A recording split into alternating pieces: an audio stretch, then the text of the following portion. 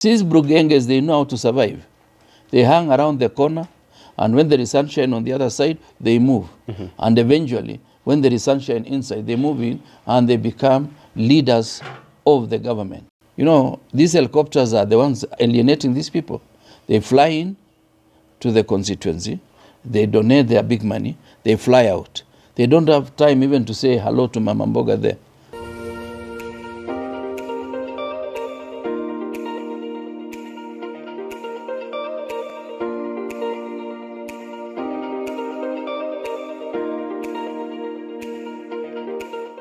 And you're just in time for Richard Mwenja exclusive, the Year of Our Lord 2024. We are coming to you straight from here in Nairobi County, still dissecting into issues of the day in the world of politics and governance. My name is Richard Mwenja. Indeed, it is a distinct privilege to have your company with us at a time when things are getting thicker by the day.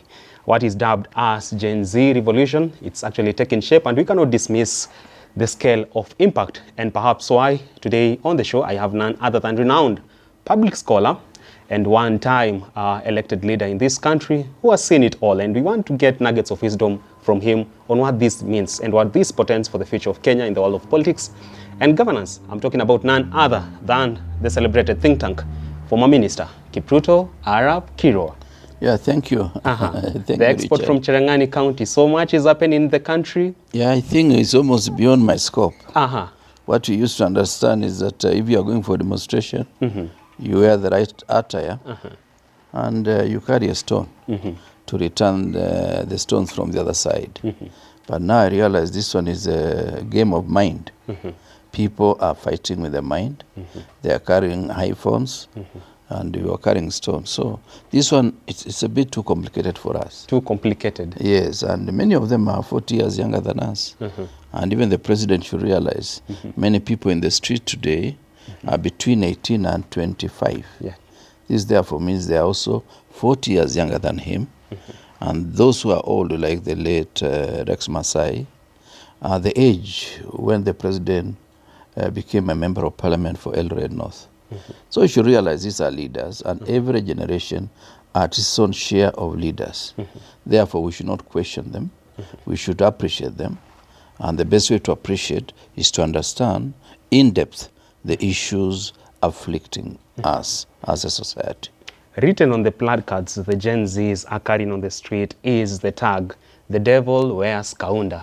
And you are significant. Actually, most of us know you with your trademark kaunda suits. Is that why today you are shy from donning one? Yes, I actually saw that the devil wears kaunda. And I said, I'm not close to the devil. So let me stay away from kaunda for the intervening period. And of course, it's also a bit cold in Nairobi. And therefore, you have to wear the appropriate attire for the weather. Yeah. But at least for you, I'm seeing you are donning their theme wardrobe for today. Anything that has black on it. Yeah, that's why I have a black jacket. Yeah, it will assist to resonate with the new thinking. I'm calling it new thinking because it is not as easy as people thought. They thought they would be able to identify one or two people, and they will come to the sitting to the table for purposes of discussing. But this is something that is akin to mass movement. It is something that is dangerous for any regime. And without saying a lot, the government ought to be cautious. It's not as easy as some people in government today think about it. Yeah. You've served under the presidency of several personalities under President Daniel Toroitich arap Moi, the late Mwai Kibaki. And even then, this was the script whereby if they want to silence the sovereign power and voice of a citizen who is calling on the government, first it is threats issued, the next thing are abductions. What awaits thereafter? You find bodies in river, extrajudicial killings, you name it. We are seeing that trend coming back. If you look at the protests that have been going on for the last about 2 weeks, we've seen personalities being abducted, released. Some have not been released to this date. Would you say that there's need for this government or whoever is involved to maybe devise a new strategy that also has a sense of dignity, much as you're trying to silence the voice of those who are calling out your messes? Absolutely, that should be the case. And realize that in Kenya today, unlike in the past, there are two entities which are supreme. And they have the sovereign authority. That is the constitution of the country and the people of Kenya. Because in Article 1, without delving into details, Kenyans said they gave to themselves the Constitution 2010 to themselves and to their posterity. Therefore, it means when anybody who has been given mandate by the people of Kenya does deviate from his original calling, that mandate goes back to the people. So while we were dealing with a different constitutional dispensation then, and of course there were certain draconian laws like the Penal Code, laws like the Public Order Act, under this constitution, it is enshrined, I do not remember whether it's Article 37, that to picket, to demonstrate, to protest is a constitutional cardinal principle.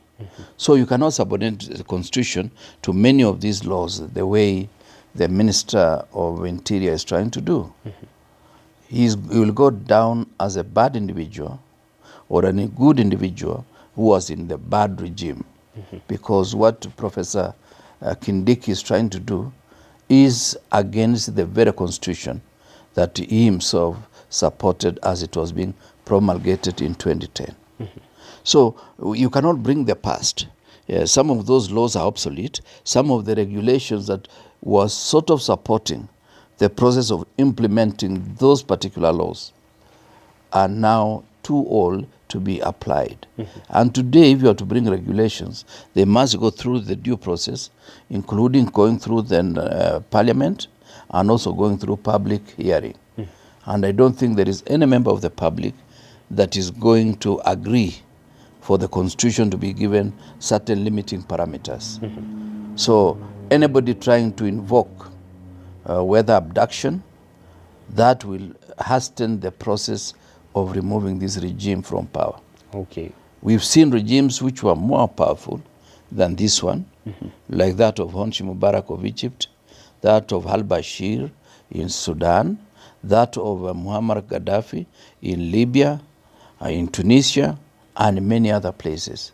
When the people say, we've had enough of it, the best thing is to do a tactical retreat, listen to the people, you can delay your departure.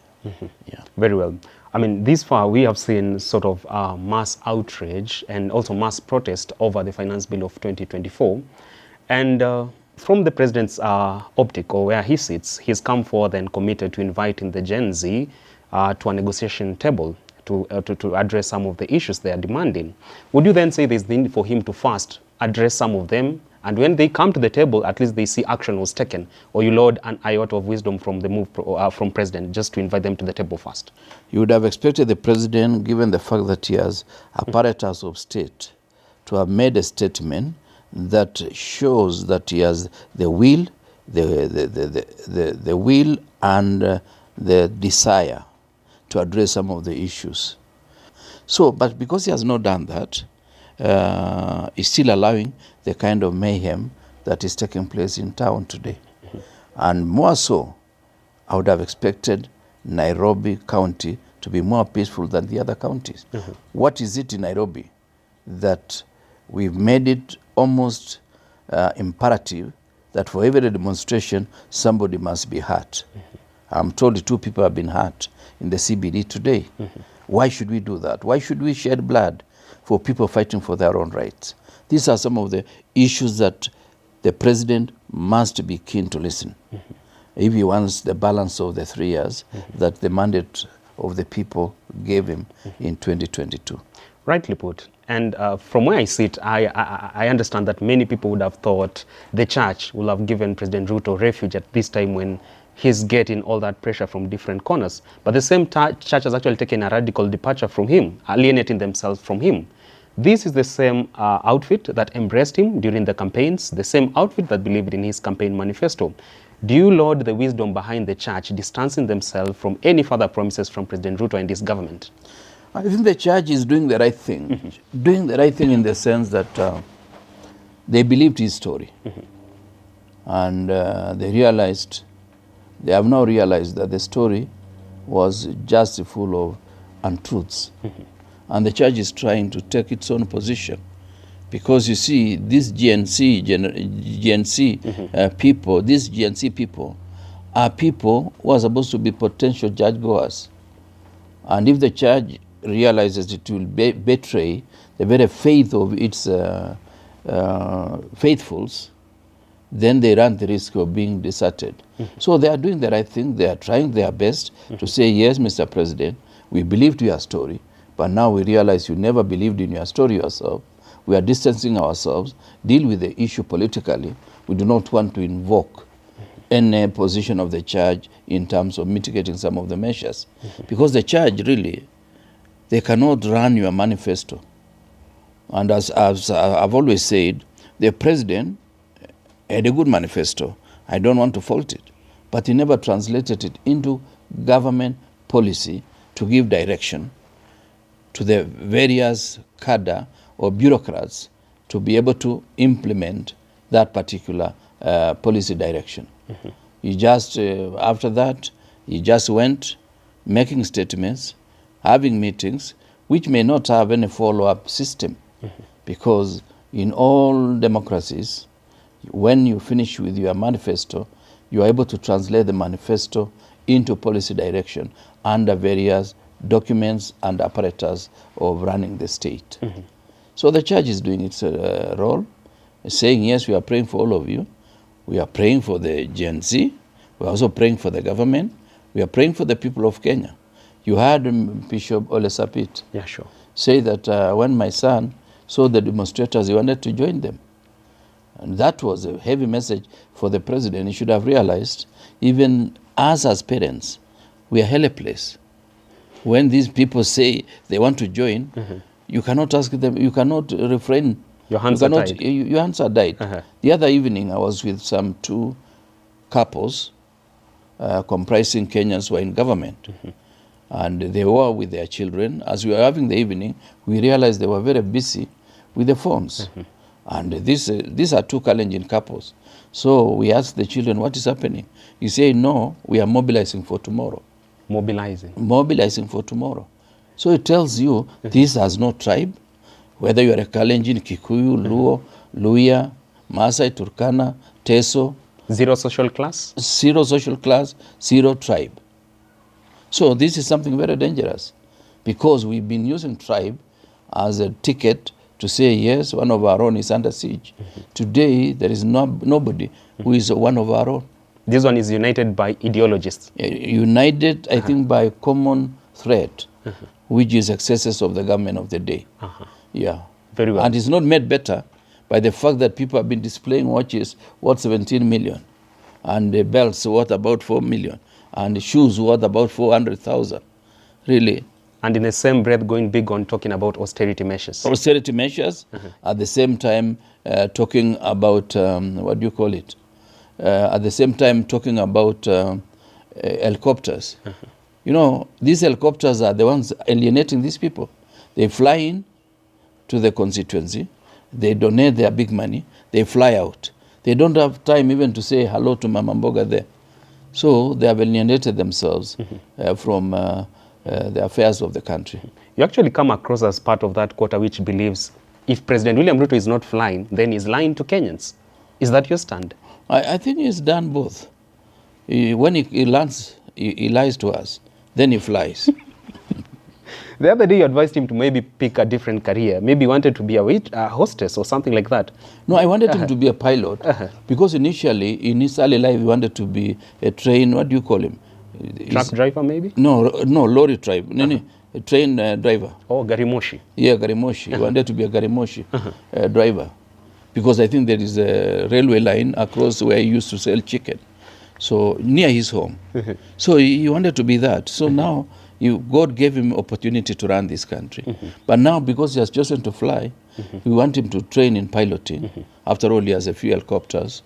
He will have to save a bit of money, because when he leaves the presidency, there will be no free money again. In the spirit of flying, a fortnight ago, he handed the flag to 400. Part of the 1,000 troops will go to Haiti. He handed the flag, the Kenyan flag, to the 400 who will first be deployed before the other team joins them. At a time when we are seeing all this happen in our streets and Kenyans calling for more presence of the government in their daily needs and demands, do you think it was the appropriate time for President Ruto to pull that Haiti move yet again, much as it was highly criticized a few months and days ago? Apart from the normal criticism that he has received, there is still an active matter in court. I would have expected, as a respecter of the Constitution he swore to protect, I would have expected him to allow this to go through the due process of the law. So I don't know why he's almost flouting the Constitution, flouting court orders, and almost ignoring, as if he's doing anything, everything exclusive of anybody and any entity within the country.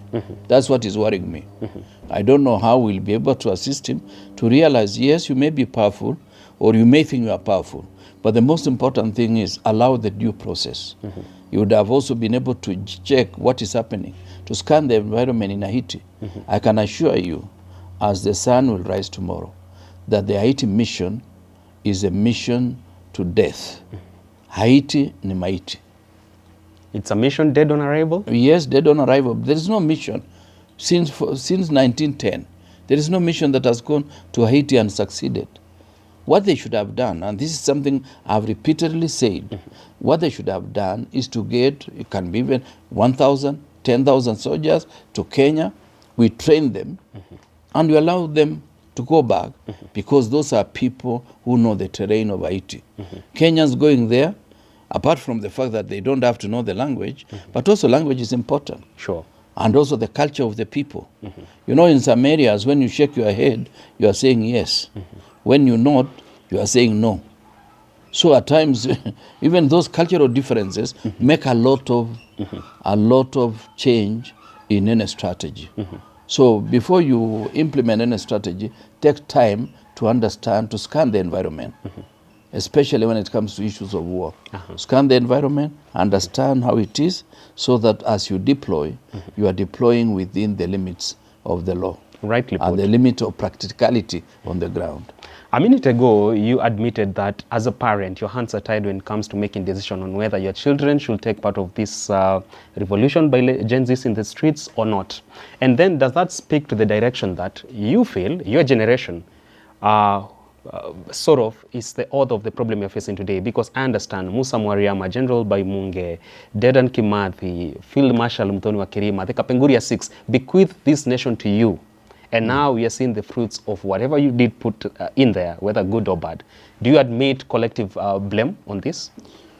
Well, it would be naive of me to say that my generation did all the good things. There are enough traitors within every generation. Even the Nandi resistance against the British for those 10 years, the people who betrayed Koitalel Samoei were Nandis before he was shot by Captain Menes Hagen. Traitors in the temple? Yeah, traitors in the temple. And this Samoei I'm talking about has no relations with William Ruto. Oh, really? No. He's not a Libon. He does not come from that family. They only share names? They share names because Samoei means a certain steer that looks like wildebeest. They call it Samo. So Samoei is a steer that looks like wildebeest. So that belongs to his father. The other one, Koitalel Samoei, is our legendary Libon, the leader of the Nandi nation. Because we believed we were a nation until 1905 when our Libon was killed. It was, I think, 19th of October, 1905. So people who have been having the illusion that William Ruto is a Libon, they are totally mistaken. He is ordinary Kalenjin. 0 medals to his chest? 0 medals when it comes to decorations of the community. Perhaps I have higher decorations when it comes to that. At a time when he has proclaimed himself as the leader of the Kalenjin? And he's the leader of Kenya, but he's not part of the family of Koitalel Samoei. It is good for you to know that. And he's on record. Yeah, that one I can say. At my age, I have no reasons to lie. I may say other things. But now back to the issue. Sure. We've had traitors. There are people even who are in Kano, but sacrificed to make sure that the second liberation was a success. Because Kano was fought from outside, and we internally as to create enough revolt for Kanu to realize that they have no place in town. And that's when they ceded the position of accepting to amend the constitution and change section 2A so that multipartyism is heralded back to the country. Otherwise, Kanu had become the only party, and therefore, if you are expelled from Kanu, you have no political refuge. So some of us in Kanu, I was in Kanu as a member of parliament for 15 years, but I was still opposition within. Yeah. The people of Lamu came with this proverb and said, kila msafara wa mamba hukosi burukenge. So the traitors that you're talking about, are they now the proverbial burukenges kwa hiyo msafara wa mamba? There are many burukenges. Some of them are in this government. Really? Yeah, they're in this government. In fact, most of the traitors benefited, akin to the issue of the home guards that when independence was gotten in 1963, many of the children of chiefs, because they had gone to school, formed the first government of Mzee Jomo Kenyatta. These Brugenges, they know how to survive. They hang around the corner, and when there is sunshine on the other side, they move. And eventually, when there is sunshine inside, they move in, and they become leaders of the government. Even in the second liberation, by the time Kibaki got in, because I think that was a point of departure, some of the guys from the old stock joined us, and those are the guys who destroyed PNU and Kibaki's outfit because they were not genuine. Others ran away with Raila to ODM, and that's why they formed the Grand Coalition.